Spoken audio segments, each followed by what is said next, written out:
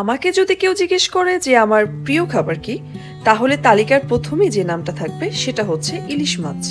ছোট থেকেই আমি ইলিশ মাছ ভীষণ পছন্দ করি। ইলিশ হলে আমার আর কোনো কিছুর প্রয়োজন হয় না। ইভেন আমি শুটিং শেষ করে বাড়িতে আসার পরে যত রাতই হোক না কেন, ফ্রিজ থেকে ইলিশ বের করে ভেজে খাবোই খাবো। আমার সাথে ইলিশের বন্ধুত্বটা বেশ ভালো। আমি মনে করি ইলিশ প্রেমীদের এই ধরনের পাগলামি থাকাটা খুব দরকার।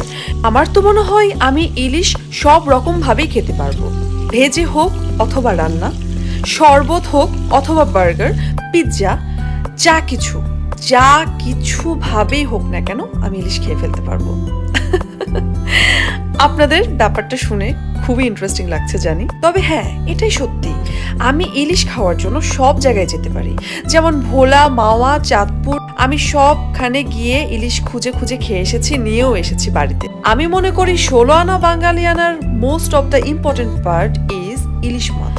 যেমন আজকে এক ডিরেক্টরের সাথে কাজ নিয়ে কথা বলতে গিয়ে ইলিশ টপিকে কথা উঠে আসে, ব্যাস সঙ্গে সঙ্গে আমার ইলিশ খাওয়ার ভূতটা মাথায় চেপে বসলো। কিন্তু আনফরচুনেটলি আমার ফ্রিজে কোনো ইলিশ ছিল না। এটা খুবই রেয়ার যে আমার ফ্রিজে ইলিশ নেই। তাই আমি ছুটে বাজার চলে গেলাম আর কোনো কথা চিন্তা ভাবনা না করে ইলিশ কিনে ফেললাম। মুগ ডাল ছিটিয়ে ভাত রান্না করেছি, সাথে মাছ ভাজার তেল নিয়ে কাঁচামরিচ ডলে। উফ, এই খাবারটা আমার কাছে একটা অমৃত। যারা আমাকে চেনে তারা জানে যে আমি কতটা ইলিশ পাগল। জেনারেলি শুটিং ডেটগুলোতে আমি ইলিশকে খুব মিস করি। উফ, আমার শুধু মনে হয় শুটিংটা কখন শেষ হবে, কখন বাড়ি যাব আমি। আপাতত মা আর বাবা গিয়েছে বগুড়ার বাড়িতে, তাই আমি এত বড় বাড়িতে রান্না করছি, খাচ্ছি, গান শুনছি, সিনেমা দেখছি, আর কত কিছুই না করছি।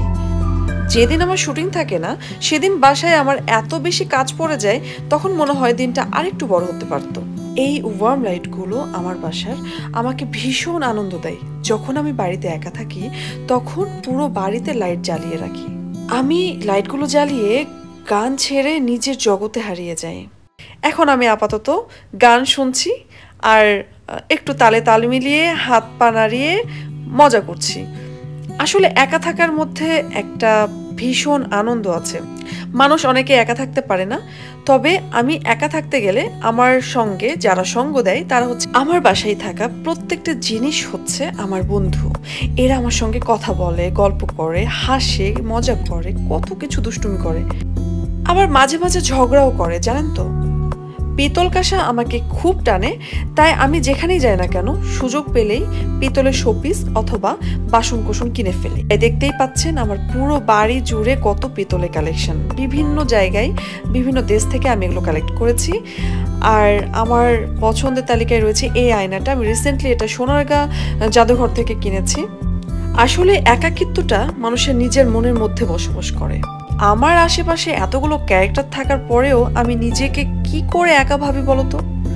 আসলে কিছু মানুষ হয় এমন, তাদের চারপাশে অনেক মানুষ থাকলেও তারা নিজেদেরকে ভিড়ের মাঝেও একা ভাবতে শুরু করে। আমার কাছে এই টিভিতে চলা গান, আসবাবপত্র, এই শোপিসগুলো সবাই আমার বন্ধু। আরেকদিন আমি আমার হোম ট্যুরের ভিডিও তোমাদের সঙ্গে শেয়ার করব।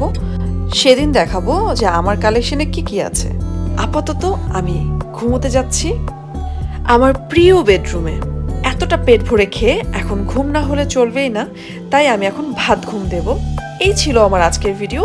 নেক্সট একটা নতুন ভিডিও নিয়ে তোমাদের সঙ্গে আসছি খুব তাড়াতাড়ি। সে পর্যন্ত ভালো থেকো, tata, bye. Yes, this is my life, my story and my home.